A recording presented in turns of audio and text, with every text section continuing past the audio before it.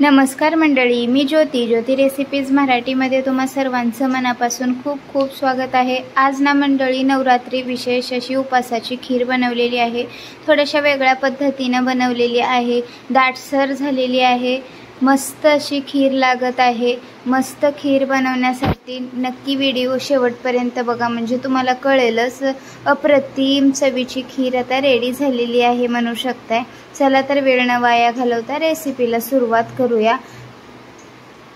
आता इथं बघा अर्धी वाटी मी साबुदाणा घेतलेला आहे, भिजवलेला साबुदाणा आहे हा।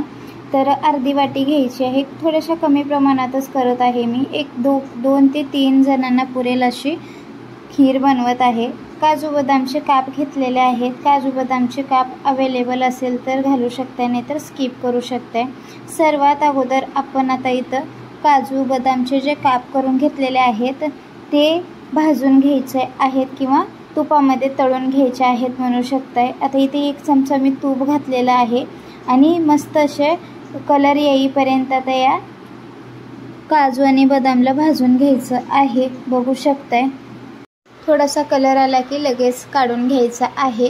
तर बघू शकताय मस्त असे काजू बदाम आता भाजून झालेले आहेत, काढून घ्यायचं आहे। त्याच गॅसवर कढई ठेवून घ्यायची आहे। कढईमध्ये मी अगोदरच गरम करून घेतलेलं आहे दूध, ते दूध ओतून घ्यायचं आहे। मी साई सकट दूध ओतून घेत आहे। तर दुसऱ्या टोपात सुद्धा मी त्याच्यावरची साय घालून घेत आहे याच्यामध्ये। तर बघू शकता फुल फॅट दूध आहे, याच्यामध्ये पाणी घालून मी गरम केलेलं नव्हतं। तर आता आपला साबुदाणा शिजायला वेळ लागेल म्हणून मी एक अर्धी वाटी याच्यामध्ये पाणी घालत आहे।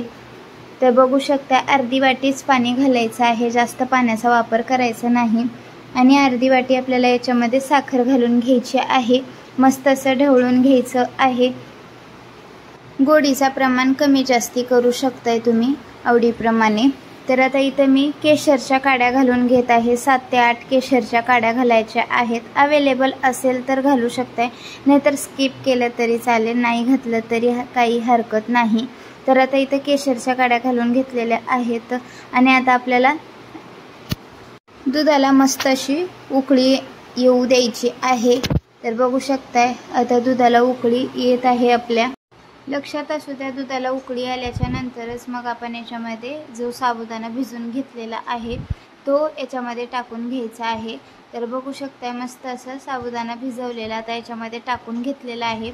आता या साबुदाण्याला कमीत कमी 9 ते 10 मिनिटं आपल्याला शिजवून घ्यायचं आहे।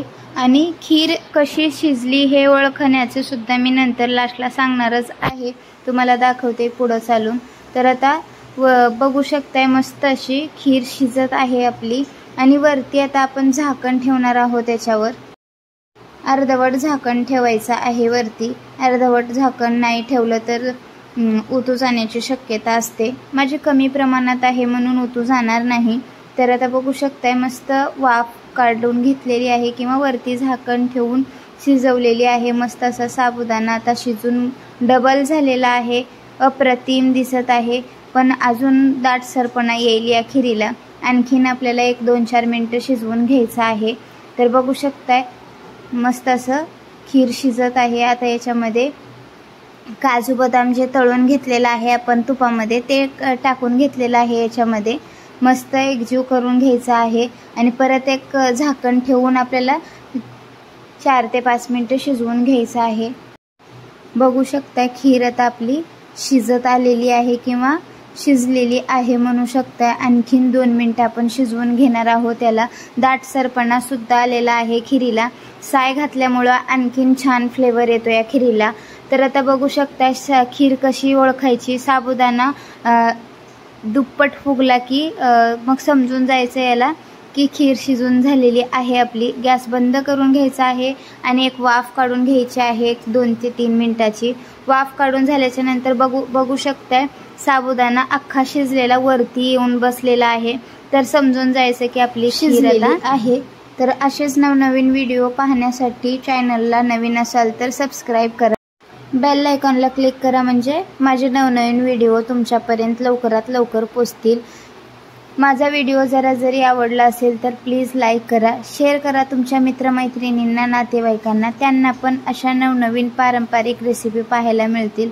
तर मस्त अशी खीर रेडी झालेली आहे. परत भेटू परत अशा एका नवीन रेसिपीसोबत. तोपर्यंत धन्यवाद.